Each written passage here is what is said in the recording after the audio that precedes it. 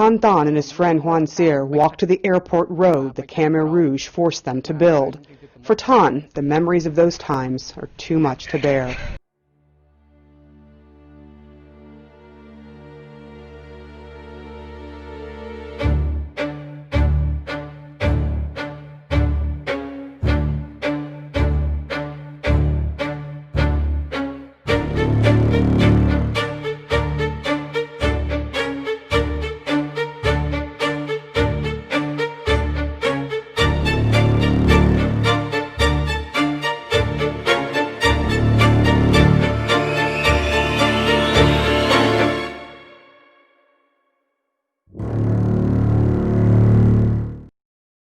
In 1975, a ruthless leader emerged from the ruins of Cambodia, weakened by a 6-year war.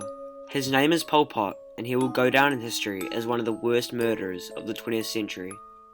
Pot hoped to transform Cambodia into a communist country, where everyone is a peasant, they work equally and have equal reward. He has been obsessed with communism since he was a young child and has dreamed of transforming Cambodia into an agrarian utopia. He leads a group called Khmer Rouge, and although they are originally greeted with smiles, Pot orders the killing of any military men and evacuates Phnom Penh for no reason other than to get the people out of the way. These people were forced to pass through Khmer Rouge checkpoints and were assigned to districts for re-education. Positions that were not peasantly were confiscated. Khmer Rouge soldiers go back through the city and destroy any traces of modern civilization, declaring that he would set the nation back to year zero. Pot isolated his people from the rest of the world and set about emptying the cities, abolishing money, private property, and religion, and setting up rural collectives. In the eyes of Pot, cities were evil and anything modern was impure and dangerous. Anyone thought to be intellectual or educated was killed, and people were condemned for wearing glasses or even speaking a foreign language.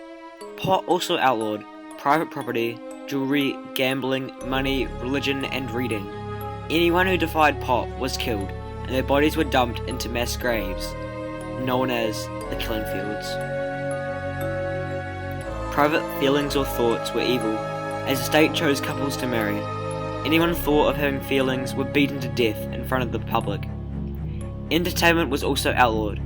Millions suffered from famine and disease was rife. Anyone suspected to be a traitor was tortured.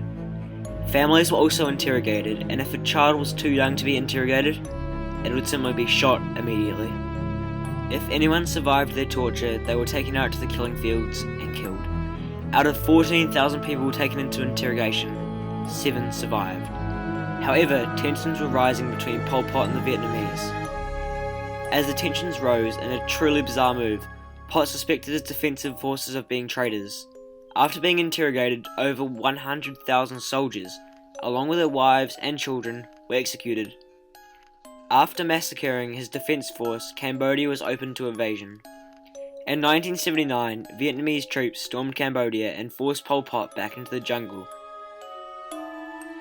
During his reign, Pol Pot had massacred 25%, 1/4, of the Cambodian population.